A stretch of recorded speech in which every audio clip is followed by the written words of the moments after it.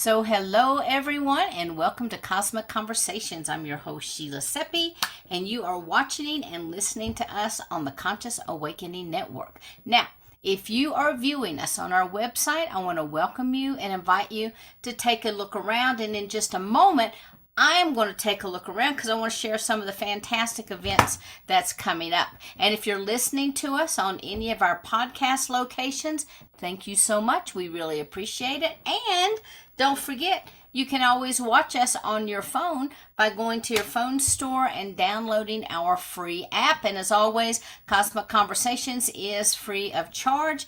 And you can also watch us on Roku, Amazon, Apple TV, Android TV, and Samsung TV. So please check us out. Now, I am super excited, and I want to share with you just a few things that we have going on at the Conscious Awakening Network. So I want to go ahead and I'm going to share my screen. And as you can see, this is on our homepage. These are some of the events that we have coming up. Now, this weekend, we have Barbara Lamb. It starts at 10 a.m. Pacific time, 11 Mountain time. Typically, we start around 10 Mountain time with everything, but Barbara asked if we could start an hour later, and she's going to talk to us about hidden truths with extraterrestrials, crop circles, hybrids, Bigfoot, and she is going, let me click on this, she is going to be with us for about 3 hours, so please check her out. It's going to be online. All you have to do is go register. She's only $22 for this presentation, and we would love to have all of you there to join us. And then next weekend, we have Fast Track Merkaba, excuse me, with Maureen St. Germain. And the next weekend, we have the Light Language Conference, and that is Friday, Saturday, and Sunday. So please, please, please check it out. We get started around, I think, about 2 to 3 o'clock in the afternoon on Friday. So we have 2.5 days just jam-packed. We have 18 speakers who are going to be providing not only information, but also activations. And then on June the 7th, we have Messages from the Stars, and we want you to really, join us there. We have lots and lots of exciting things. Of course, these are a couple of our past events that you can check out. You can always go to the individual events right here. You can sign up. So like if you wanted to go and check out Maureen's, you just go to the top, you hit Fast Track Merkaba. You can go down through and you can find out about all the awesome things that she's going to be sharing with us about the Merkaba. And not just about the Merkaba, but about building our own Merkaba body. So that's super, super exciting. Now, speaking of super, super exciting, I am really honored and excited to let you guys know that we have Ted Marr with us. Now, Ted is kind of a newcomer. We haven't had him here before, but many of you may have listened to him over a variety of his radio stations, or you may have read one of his 5 books. He's got a new one that just came out. I hope he's going to tell us about that. And he's also going to talk to us tonight about creating a beautiful new earth. Now, according to Ted, this is the 7th time that humanity has tried to ascend into the higher dimensions. So I can't wait to hear about that. And he also says that this time he believes that we're going to ascend and to create a beautiful new earth. People by nature are loving and compassionate, and most want to create a beautiful new world where love, compassion, peace, and harmony reign. So I cannot wait to hear what he has to say. I want to go ahead now and to bring you up. So welcome to Cosmic Conversations. How are you? Sheila, it's such an honor. It's so much fun to be here today, my friend. I was going to ask you, I'm sorry I didn't think of this earlier. Could I record it too? Because I'd like to, Oh, absolutely. Yeah, this is going to be on YouTube also. It'll okay. be on our network, and the team will send you the final product in a couple days. Oh, Maybe okay. even tomorrow. Yeah. Okay. Well, that's fine. That's totally fine. Yeah. That's totally So fine. I know there's so much that I want to hear tonight, but I'd really like, if you don't mind, to start with sharing just a little bit about who you are and how you came to be where you are today. Well, my foster mother was a master psychic. She used to find missing and lost children for the Seattle area police departments. And Oh, she taught me how to contact the other side.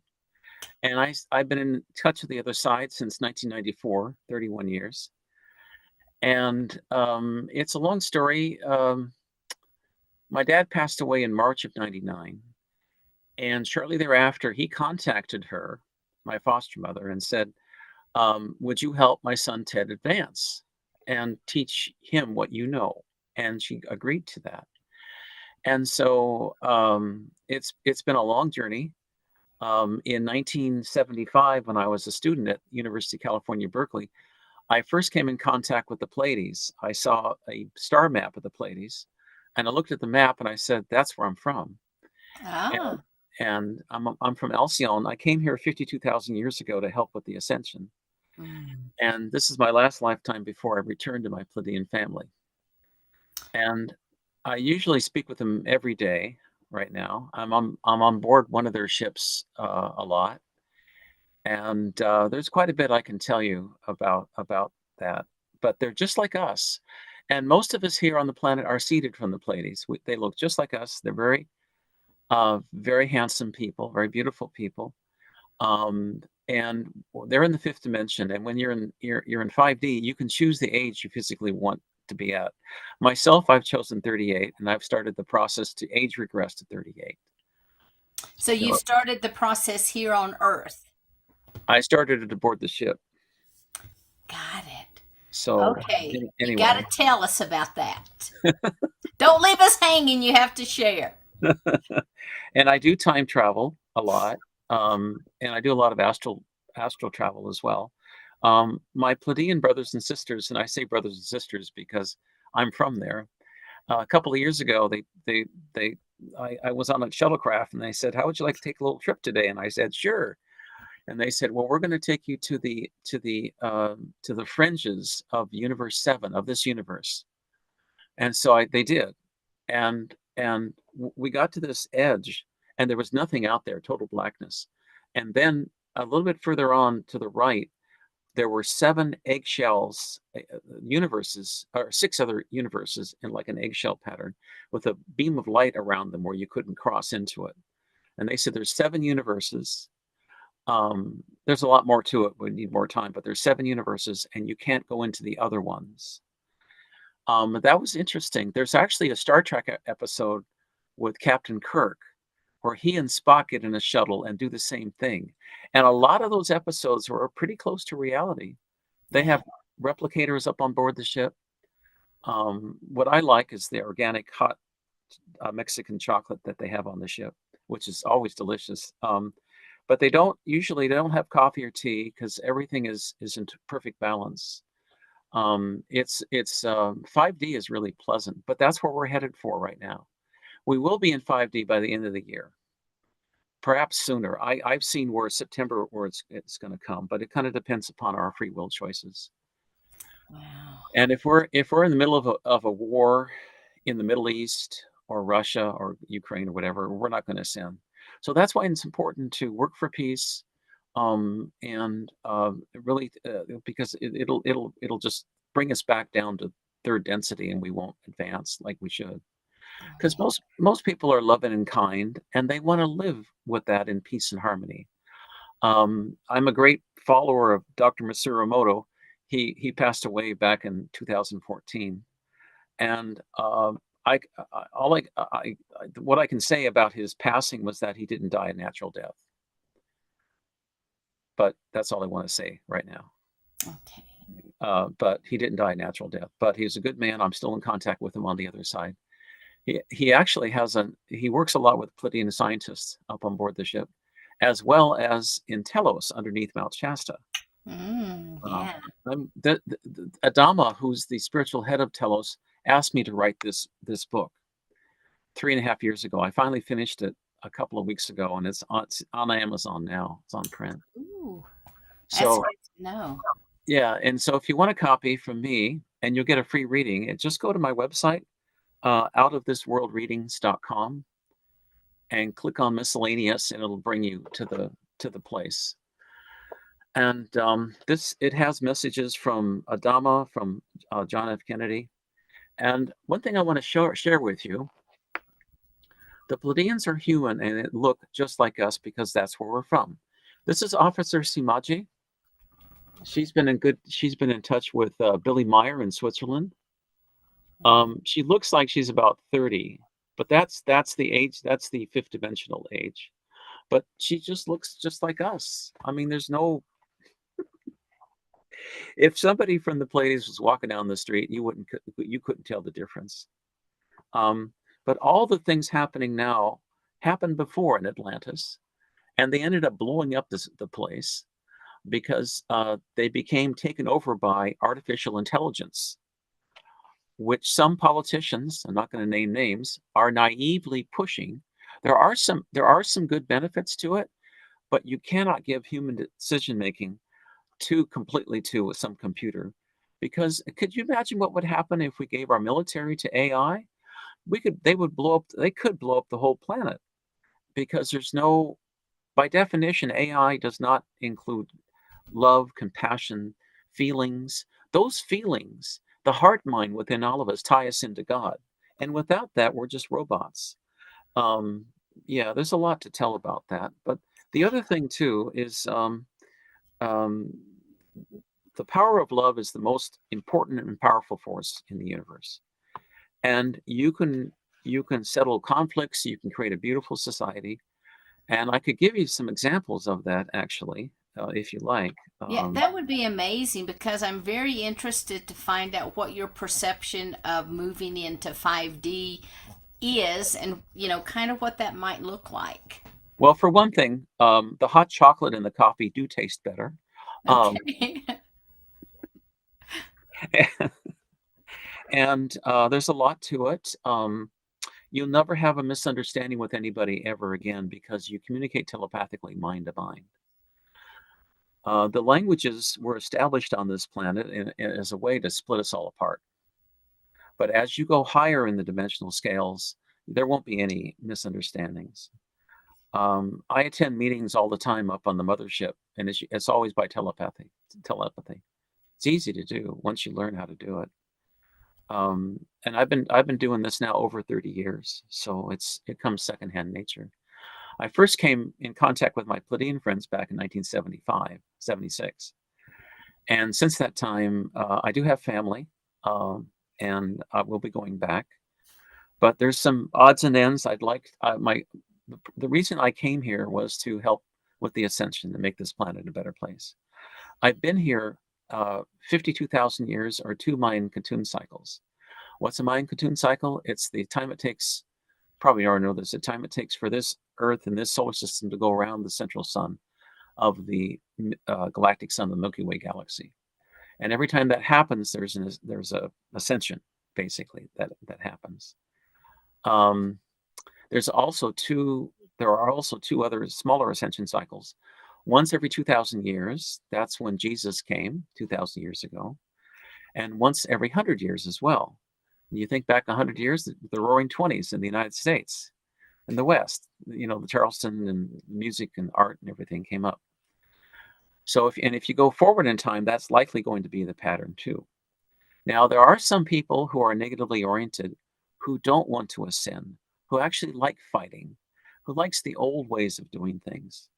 And God's not going to force them into ascension, but what's going to happen to them is that they're going to another Earth-like planet, a negative third dimensional planet, on the other side of this solar system in the same orbital path as this planet.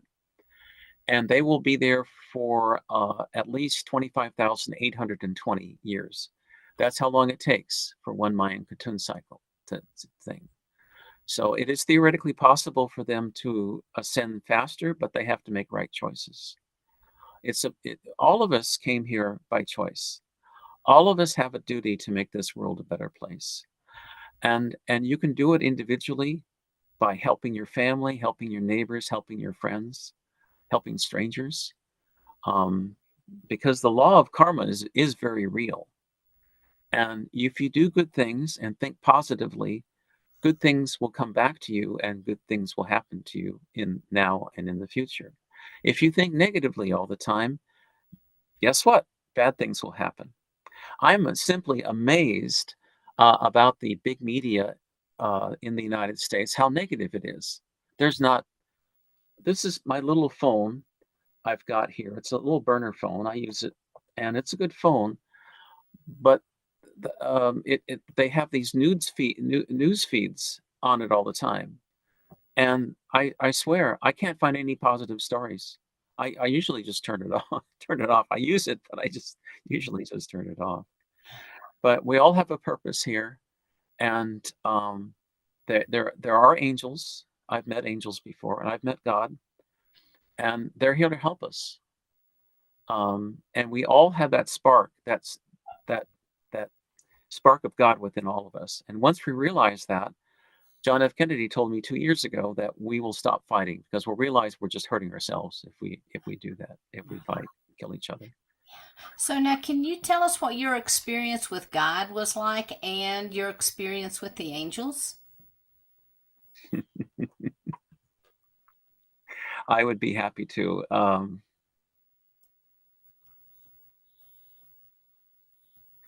I'm asking questions how much I should talk on the radio about this. I guess I'm an archangel. I became an archangel about 8 months ago. I'm considered a baby angel because I don't have a lot of experience, but I'm learning. And from time to time, I go on assignments for God. And I met God last year. He wanted to have a talk with me. I was surprised. I was up on the ship, Palladian ship. They said, "You've got a message from God." I said, "Oh, really?" "Yeah, he'd like to talk to you." I said, "Have I done anything wrong?" And they said, "No, no, they just want to talk to you about your work." Because I started this work with my radio show back in 2012, 2013, and I was directed by angels to do it. I was between jobs. I was in this library, and this homeless guy comes up to me and says, "Ted, um, you should start writing books and start your own radio show." And then I looked around, and he was gone. He was an angel. And then about a month later, the same thing happened in another. I like libraries. And I said, "Well, how am I going to do that? I don't know the first thing about broadcasting. I like radio, but one thing happened after another, and I ended up broadcasting. And then within 6 months, 12 months, I had the most popular show on this one station, KKNW in Seattle. And then I was there for 7 years and moved to BBS in San Francisco and Texas. And then went off on my own. I think it was about 2 years ago. Oh, is that your dog? Oh, little Willow. How Yeah. sweet. So I pay very close attention as to what they tell me. There's a whole universe of angels out there. And a good book to read if you want to learn about angels is called the Urantia book. You probably know about it. It's published in the 1950s. It's over 2,000 pages long.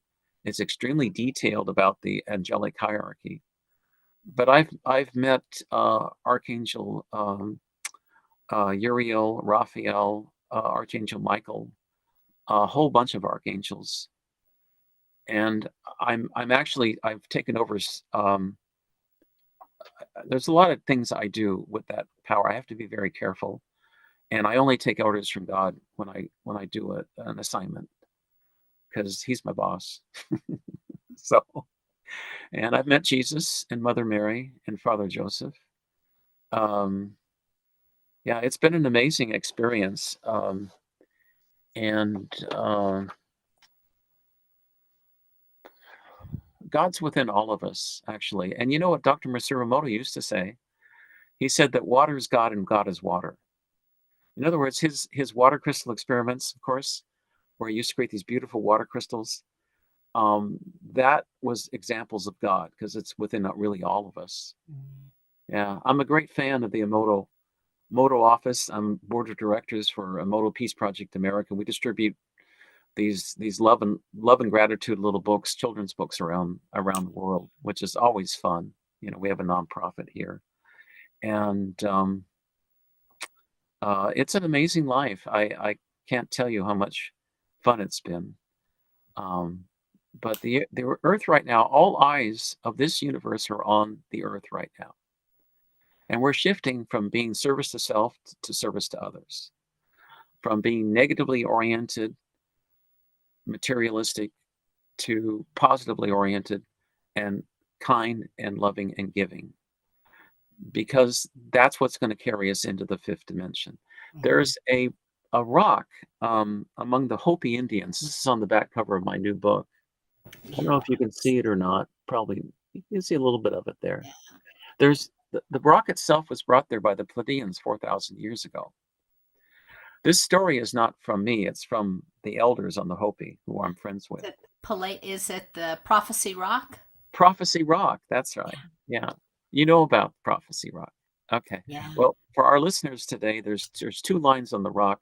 There's one on the bottom that hits in a straight line and goes around the rock, and that signifies if we treat each other with respect and live in peace and harmony on the planet, we can live here forever if we want and have a beautiful place for our children, children's children. But if we continue war and fighting, we're going to end. And what's interesting is that the line just above the flat line is a line that goes up 45 degrees, zigzags, and then stops. It stops at the fifth line, a vertical line like this. That signifies to me just before the fifth dimension, which we're supposed to go into later this year. So we're on the precipice right now of going one way or the other. I would love to see the entire planet go on a path of peace and love. Mm. But you just watch 1 hour of mainstream media in the United States, and you'll think you'll either commit suicide or think that the place is headed for nuclear war, because that's the old way of doing things. And there are industries, as President Eisenhower mentioned back in 1959, that make money, who make money off of war and conflict. Look at our court system; it's a mess. But at any rate, we have a beautiful, bright future ahead of us. And as Jack Kennedy has told me, and Jackie Kennedy have both told me, we just have to create it and step into it because it's already there. For I don't know how many years, for the last couple of decades since Jack Kennedy was assassinated on November 22nd, 1963, um, he and Jackie have been meeting with different world leaders on creating a world of peace. And I talked to Jack about his work. I do my own work on peace, and I also work with him as well. But he helped me write my book, and I've got several long passages from him in it as well. I also have a passage from the Mer people, from Mm. from a mermaid named Queen Aliana. And let me see if I can find that picture for you. Who are real. They are from the Atlantean period. The Atlanteans originally made them. They were selfishly oriented, and they made them so that they would go out and collect seafood for the Atlanteans. And then when Atlantis blew themselves up, in when was that? That was 12,500 years ago. They scattered around the world. And this is Queen Aliana. She's a mermaid queen. Mm. Okay. Beautiful. Yeah, yeah. She's wonderful. And her husband is King Hilarion. Um, and they're people just like us, except they've got from the waist down, they're dolphin, but it doesn't matter. I communicate with them telepathically. Wonderful people. Yeah, wonderful people. Yeah. Wonderful. Now, I want to ask, you were talking about that I assume, are on the path for ascension later this year. Do you have any idea what's going to bring that about? I know a lot of people talk about cataclysms, solar flares. Some people talk about just transitioning right over. Most of the talk you'll find about like a cataclysmic event, okay, Mm-hmm. is leftover memories from Atlantis. Mm. And let me give you a little background on that. In Halloween is from Atlantis, and because when Halloween is celebrated on October 31st, 12,500 years ago, the Atlanteans blew up much of this planet with nuclear weapons and crystalline technology. Mm. They were trying to do several things. They were trying to control other groups on this planet, and they were also trying to make an entrance from Atlantis to Lemuria on the other side of the planet. And they ended up blowing up the whole planet. And then we had to start all over again. The Lemurians were different. They were advanced, but very spiritually advanced. And they had they could do everything that the Atlanteans could do, but from a spiritual side.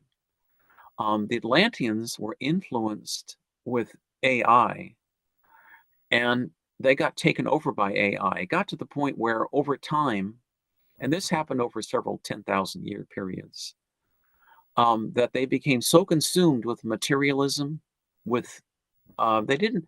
I don't think they had money, but they were consumed with materialism and new gadgets and new things, playthings, if you will, that they excluded God from everything, and let AI make the decision making for them. What's troubling about what's happening now is that you look at Google, look at Gmail, and Gmail now, as of this year, they put in a new tab so you can do AI, write term papers if you're in college or letters, whatever. And that's all fine and well, but it's like nuclear energy. Unless you use it for a good purpose, you're dealing with danger. And there's an old saying that goes, if you play with fire, you're going to get burned. And people have to wake up before this happens. President Trump, I know he's got his own reasons for wanting AI and probably thinks, oh, it's a wonderful technology, but he's got to realize that if you take God out of it, you could end up being like the Nazis, or the reptiles are a negative civilization who actually eat humans. But at any rate, but they're completely controlled by AI, and they have no emotions, no love, no compassion. Walmart is thinking of transforming 600 stores in the United States to total AI. Mm. So let's say, for example, somebody's programmed a computer to uh, it's let's say they say we hate Biden supporters or we hate Trump supporters. Well, in that program in the computer, they could do that. And so anybody, one of those, if there's too political, they can have them arrested, taken out, all with AI, because there's no human to intervene. There's no love or compassion in AI. They're machines. Let's say you bought a defective product at Walmart and you tried to return it. And the AI doesn't recognize the return because all the products, for example, may be judged to be perfect, right? Try, and I've had problems, for example, getting phone cards at Walmart for my phone, and it says it works, but it doesn't work. And I had to talk to the manager of the place to get a refund because they don't allow refunds normally. But if you're controlled by AI, the rules will say you don't get a refund. You're going to find a very frustrated people because there's not going to be any compassion. There's not going to be any bending for that. We're on a slippery slope. Forgive me, I don't want to swear on the air, but to HELL, in my opinion. We don't know what we're dealing with. Trump doesn't know what he's dealing with. Well-meaning, but he doesn't realize what he's doing. It's kind of like when they first discovered nuclear energy back in the 40s, and they thought, oh, we could use this.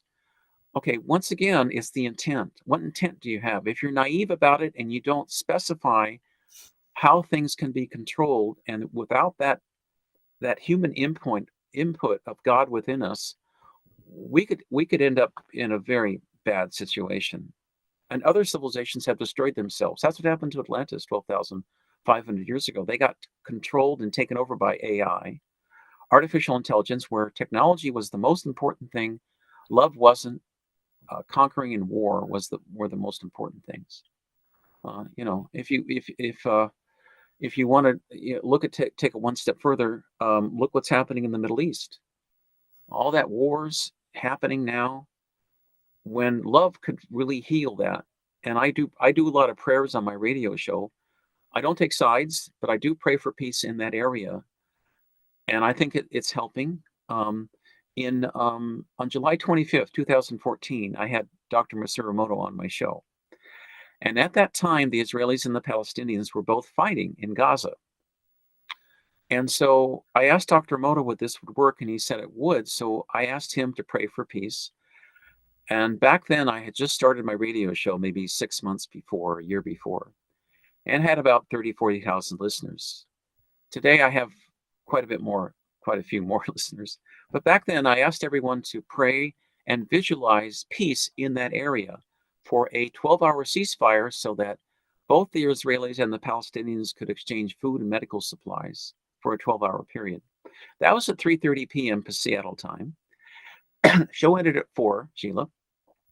I went to the place where I was staying, and I turned on the television set at 8:30 p.m., and I turned on CNN, and at the bottom of the screen, it had this red banner across it saying, the Palestinians and the Israelis had just agreed to a 12-hour ceasefire to exchange food and medical supplies for the wounded on both sides. And I said, our experiment worked. And I contacted all the media. They ignored me. One CBS station in Seattle told me, they said, look, Ted, if you were reporting a car accident where people got killed, we report it.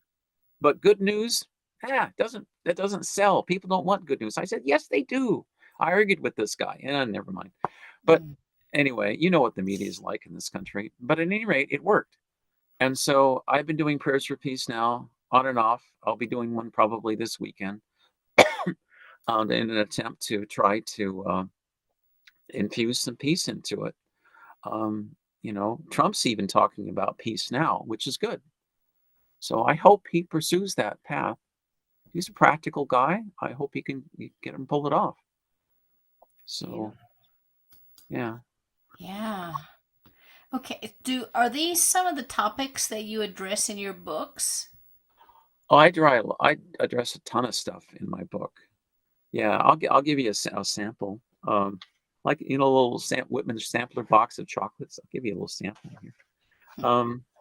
I have messages from George Washington, who I'm in contact with. Several pages, channel information. A couple of pages, I think. What are his thoughts about the direction of the country? Aye, aye, aye.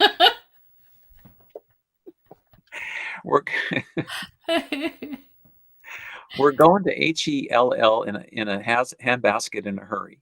But it can be saved. Yes.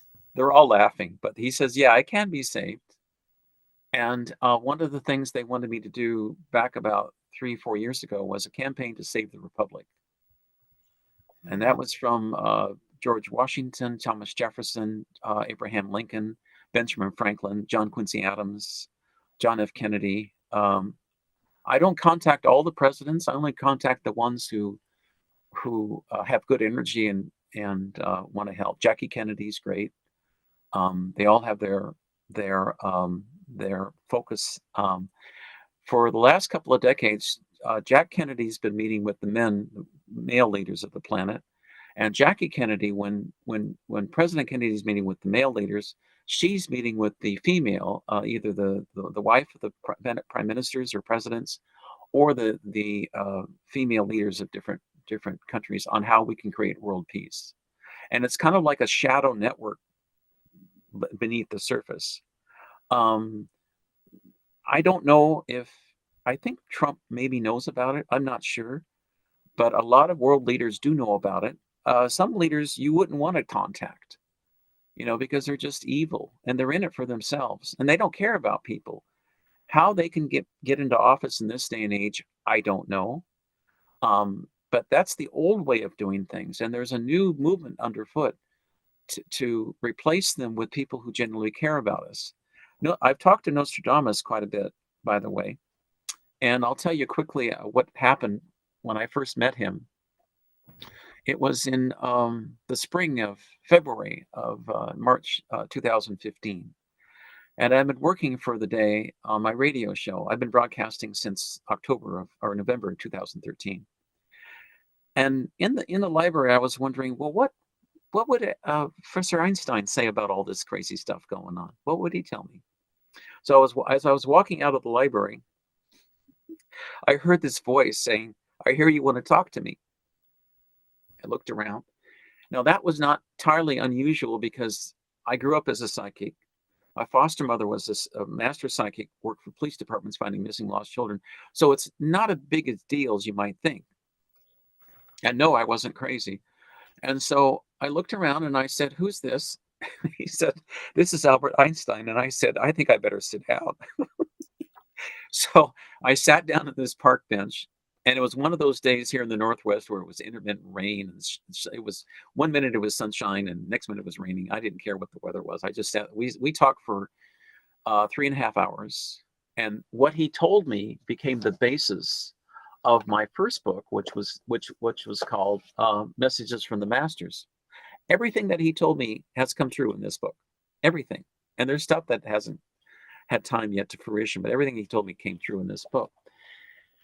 And so he said that if he had to do it all over again, he would have never created a nuclear bomb. He felt like he was used by like a pawn by President Roosevelt, because after he created this bomb, all these people died in Japan. He said, "This is terrible. I didn't do this to kill people like that." Um, but then he said, "Would you like to meet my friends?" And I said, "Well, your friends are my friends too." And so he said, "Oh, well, here's Leonardo da Vinci. Would you like to talk to him?" And I said, "I'd love to." So I talked about Leonardo's work, and great artist. You know what he did? He used to time travel. And he'd go into a daze and he'd go in the future and he'd see these submarines and airplanes, and then he'd come back and he'd draw them. And he was a very good artist. So that's how he got that. And then Leonardo asked me, he said, would you like to talk to my friends?" And I said, "I'd love to." And so the first person to come out was Robert F. Kennedy, who was assassinated back in 1968. And there's a section in my book about his assassination and who really did it and why and who was responsible. And then I said to Bobby Kennedy, I said to Bobby, "I'd love to talk to your brother, John F. Kennedy," and he said he's right here. And then that conversation lasted for a couple more hours. I mean, it was hard to stop. I mean, talking to these people are incredible people, and Jack Kennedy's been kind of like a mentor to me. He was yeah, he's kind of a mentor to me. And then after that, Nostradamus came in, and Nostradamus is an interesting fellow. When I first visited him, the year was 1548 or 43 or 48, and he was in this smoky room in southern France, and he had this red cape on with this floppy hat on, and he was tearing up these sheepskins with his quatrains, predictions for the future. And he looked at me. He took a quill pen out, dipped it in ink, and he looked at me. He was holding it. He says, "What kind of future are you and your friends going to create?"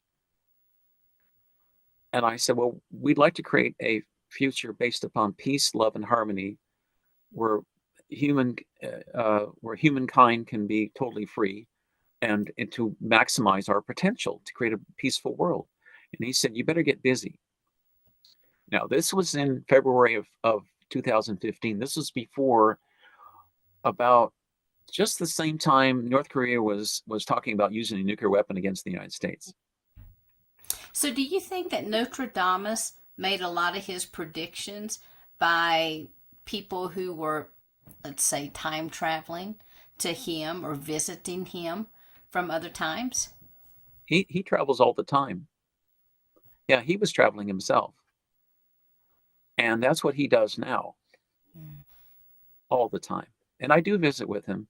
Once in a while, he'll come in and say, "Hey, let's have a cup of coffee." I said, "No." Just kidding. But I do go back and visit him from time to time. Yeah. So, but he's an Now, what does amazing. that mean when you say you go back and visit him? Is this through meditation? Are you astral traveling? What do you mean by that so people can understand?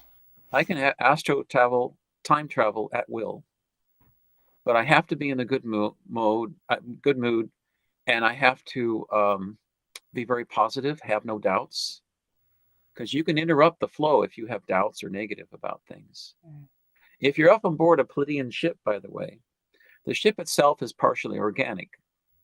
And if you're up on the main deck on deck 24 and you're in a bad mood, they'll probably ask you to leave or bring you back here. Mm. Because your thoughts do affect reality and you can cause a lot of damage. I haven't had that trouble, but conceivably it could happen. Yeah, it could happen. There's what's called the wisdom room on board the ship. And in the wisdom room is very interesting. You go in, you sit, it's like their library. You sit down on this fluffy couch, and a screen comes down. It's floating in the air. It comes down at eye level. You communicate with it telepathically. It's organic. And if, for example, if you want to see a Civil War battle, you'll see it live on screen. If you wanted to go back and research family history and talk to your great great grandmother, who was full blooded Cherokee, who escaped on the Trail of Tears from North Carolina to St. Louis, this was my family now, and who married my great great grandfather, who used to be a hunter for the Kaiser in Germany and started the family line on my dad's side in St. Louis, Missouri. I did that. Sometimes I'll go up there. I love being there. The other place I love to go is to a place called it's the Library of Alexandria that exists in the fifth dimension in the Aegean Sea, I believe it's called, in Greece. The library there is a huge place, hundreds of acres, and the the they have some books, but most of their information is on crystal tablets, and it's actually a resource for the entire universe. Their librarian is named Mikos, and Mikos is here, and he's just saying, be sure to tell Sheila and the people listening today that the actions we take as a humanity today to get peace on this planet, because we're coming out of a horrible negative period in human history on this planet that has bothered us here for millennia. So don't buy into it. Don't buy into the nuclear weapons thing. Don't buy into the conflicts in the Ukraine and Russia and with China or with Mexico or whatever country you want to pick out in the world. They're all solvable, because if you do buy into it and end up fighting again, you're not going to ascend. You're going to go through thousands and thousands and thousands of years of more misery and death and destruction. So Who what? wants that? Nobody I know wants it. Right. So what about people who, let's say they have family issues, they have infighting, or they don't get along at work, or they just war with anybody and everybody that will argue with them. What's going to happen with those individuals? Well, that's a good question. John F. Kennedy told me last year that if you want to change the world, look no farther than your family. I thought that was really profound. It is.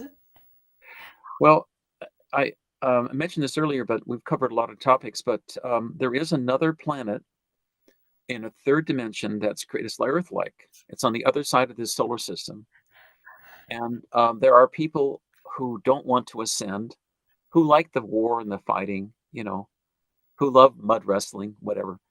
And nothing against it. I've never tried it, but they're going to a negative third dimension on the other side of this solar system, and it's in the same orbital path as this planet here, but they're going to go there. Adolf Hitler's already there. John McCain's already there. George Bush Sr. is already there. Now, this is the President Bush Sr. He was in Atlantis, and he was one of those in Atlantis who helped blow Atlantis up. And God gave him a second chance. He said, I hope you can learn from your mistakes, because you're going to become president of the United States, and you could turn things around. But he didn't. He pushed for a new world order which was a negative kind of path. And that was the wrong path for him if he wanted to ascend. Mm. I've had friends talk to him about that, and he's ended up on this other planet. I think eventually he will make the right choices. He's not a terrible man. He just made wrong choices. And sometimes you're so used to doing one thing, and you reincarnate, you come back, you want to learn from your mistakes, and that's one of those people that did. Right. Um, I work with a lot of people who hold anger and they're just not able to release that. Do you have any words of wisdom for that? you've raised a very interesting question. And I did know someone years ago who had a lot of anger issues, and she has since passed on. And she then had a conversation with Jesus and God, and she forgave the individuals who had caused her trouble, and she's on a totally new path. I knew she would ascend once she got that straightened out. A lot of people have negative implants within them, which need to be taken out. A lot of negativity, they're full of anger for stuff happened in childhood, never resolved. If people are sexually assaulted when they're little kids, that can lead to anger issues too. And a lot of times, unfortunately, when that happens, people bury it rather than address it because it's painful. Um, there's not just one answer, but you need to kind of look at it and overcome it as best as possible. I urge people to see a qualified counselor if you can, not just somebody that'll make you feel good and take a bunch of money from you, but somebody who can really help you. In my readings, I always try to help people as much as possible. I plug into the angelic world to see what they say, and they're always very helpful. But you got to look at the media in this country too, because they brainwash people, and they're full of anger. I could I could probably I mean I can read off some horrible stories now off my phone, and then they're not pleasant. They don't they don't publicize pleasant news, good news in this country in the media. It's all bad news, and that has an effect on people, you know? So, the negativity is so sharp, so extreme on this planet that it's seeping into the hollow earth where there's lots of other benevolent civilizations. It's also been felt in other planets and in other solar systems and in other galaxies, well beyond Earth. And then all those advanced civilizations consider Earth to be a problem child because we haven't learned to clean up our act yet. Life is so beautiful here. This is a special planet.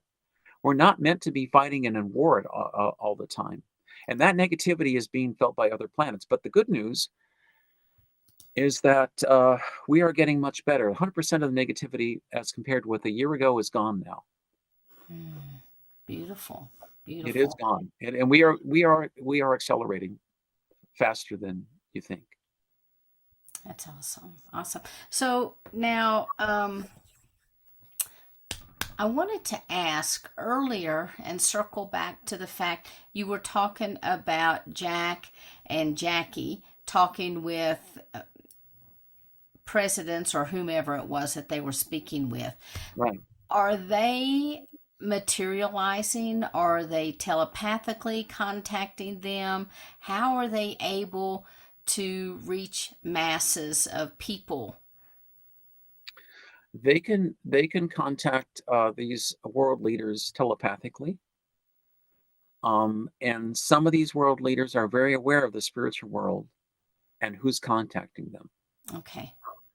It So they takes a lot. already have an awareness that when this is happening, how it's happening for them. Right. Not Okay. all, but some do. Mhm.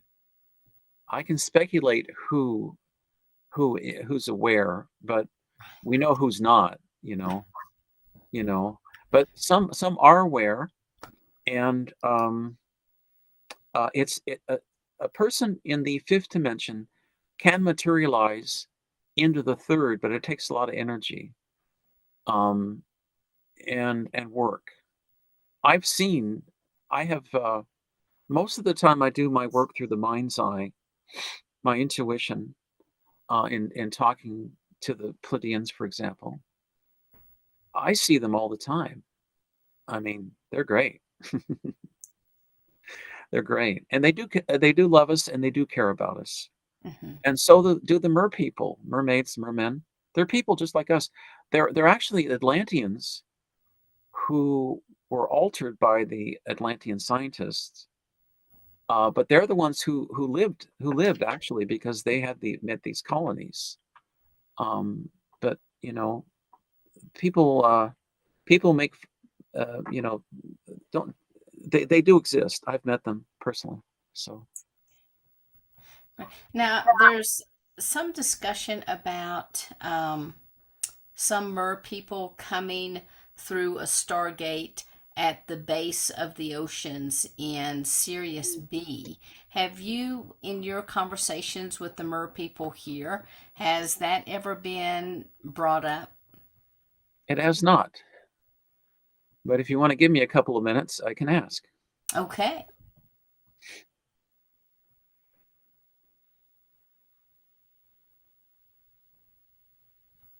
Stargate does exist. There's an entry. There's a lot of stargates on this planet. That's why the real estate on this planet is so considered very valuable.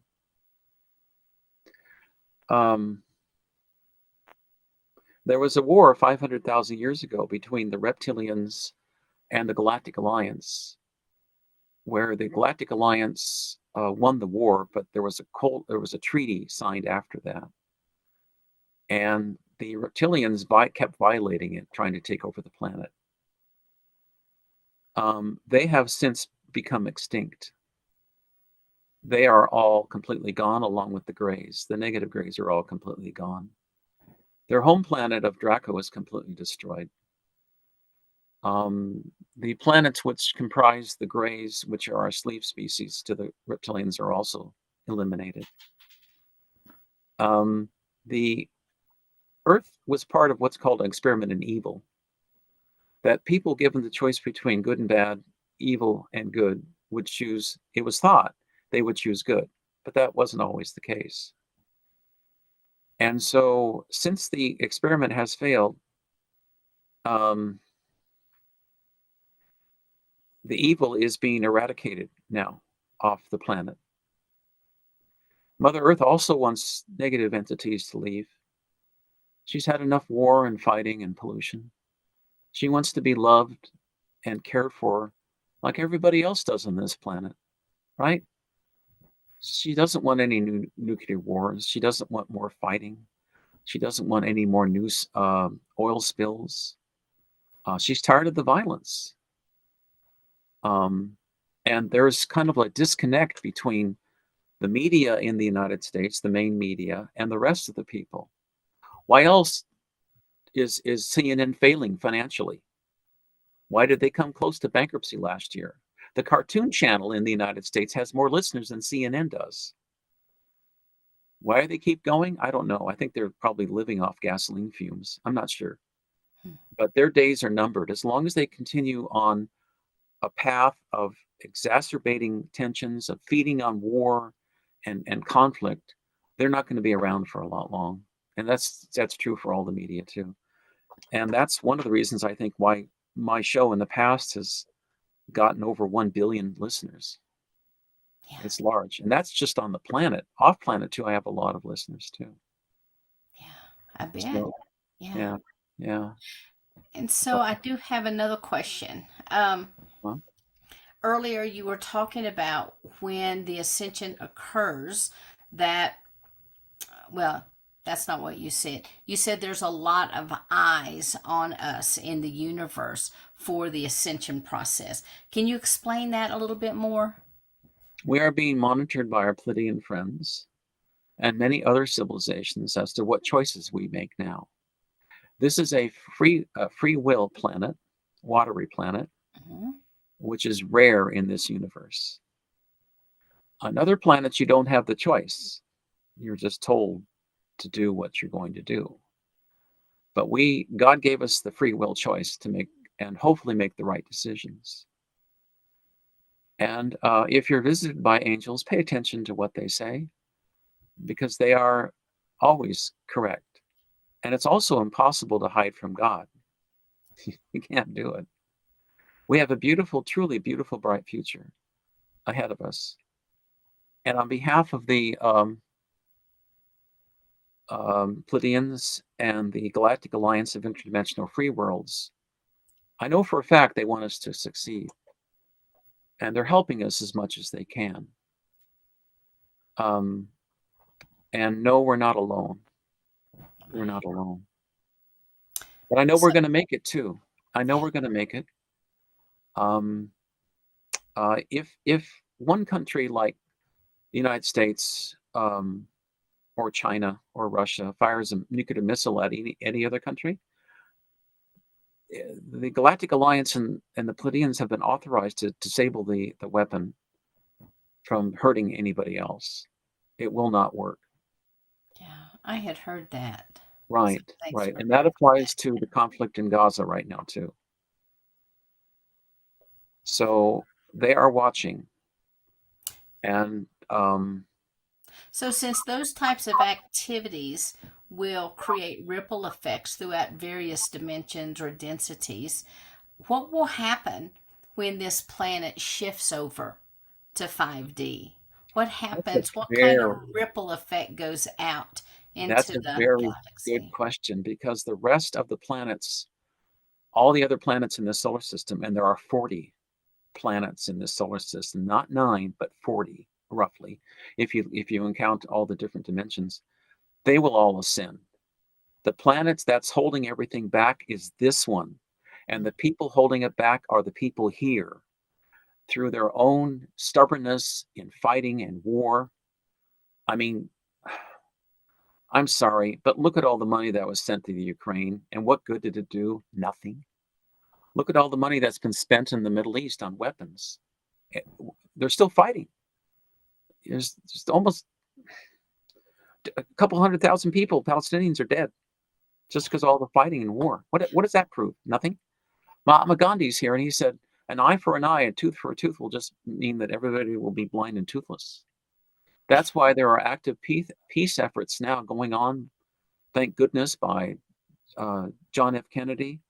He will always be our spiritual leader, not only of the United States, but I think of the world as well. And I think Jackie Kennedy is doing the same thing in her own way. If we were sitting in a little cafe somewhere and I could talk privately, there's much more I could tell you. Sure, sure. But some things I can't. Right. So, in the last 3 minutes that we have, I know you have the ear already of billions of people. If you had all of the world, is there a single message that you would like to share with everyone? Sure. We're all here for the purpose of creating a beautiful planet. And this is like a school. We're here to learn lessons. And, the purpose of life is not earning a whole bunch of money. Money's okay, but that's not the purpose. The purpose here is to learn lessons and leave the planet in a better place than where you came in on it. And that's kind of like, I hate the word judge, but that's sort of the things that you're judged by in a way. What did you do to make this world a better place? And sometimes it's the smallest things that count. Helping somebody homeless on the street, for example. There's a guy I had at I have a conference coming up before I forget. It's called my Galactic Wisdom Conference. It's June 14th and 21st. It has famous scientists, healers, and psychics from all over the world. It's by Zoom. And if you're interested, just go to galacticwisdomconference.com. It's just $30 for the whole week, for the over 20 hours. This is my 10th annual one I'm doing. Yeah. But kind of like the movie Pay It Forward, you'd be surprised how good things happen. Let me give you a quick example. Last couple of seconds. I was in this store doing some copies about 3 weeks ago, and a guy came and down. I looked down on the floor, and there was like $250 sitting there on the floor. Somebody had lost it. Right. Looked around, I couldn't find who it was. So I walked outside in the parking lot and I asked God, I said, God, what am I going to do with this money?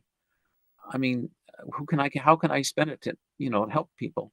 And this lady in this white car comes driving by me slowly and she says, Sir, I just got robbed at this rest stop. I've escaped from my husband who beat me up last night and I'm going to a relative's place 6 hours away. I don't have any money. Oh, no money for gas. And I said, where are you going? And I said, here's 130 or 50 or whatever. I said, this will cover you. Get some dinner. So I got my answer really quick. But God's there listening. The angels are there. And they'll help you if you ask. And so will the Pleiadians in the Galactic Alliance. They will help you too. The Galactic Alliance is an alliance of 450 million planets. They have 7 trillion souls. Most of them are human. I've met them. They're just like us. And they're very loving and kind, and they do want to help us. And I want everyone listening today to do 2 things. Send lots of love and light to the Galactic Alliance and to our Pleiadian brothers and sisters, and thanks, because they're really helping us as much as they can without interfering. They can't interfere with our judgment. And also send lots of love and light for peace, true peace in Gaza and in the Middle East, at our southern Mexican border, which is a mess, and in China, wherever there's conflict, send that love and light and peace. And believe me, it will help create a peaceful world. And they do appreciate the recognition. They're very humble people. They don't take credit. They don't do what they do to take credit. They care about us deeply. Beautiful. Well, Ted, thank you so much for being here. And would you share your website one more time with people? Of course. I broadcast on Facebook and 9 or 10 other media sites, BitChute, Brighteon, CloudHub. And I'd love to talk to you afterwards about that topic we talked about too. I think Yes. that'd be fun. Yes. And you can go to my website, tedmar.com, look at my background. The shows themselves are scattered among 10 different Brighteon BitChute. It's under Ted Mar Out of This World. And then I have my books and my spiritual trips, which I do take, which is www.outofthisworldreadings.com.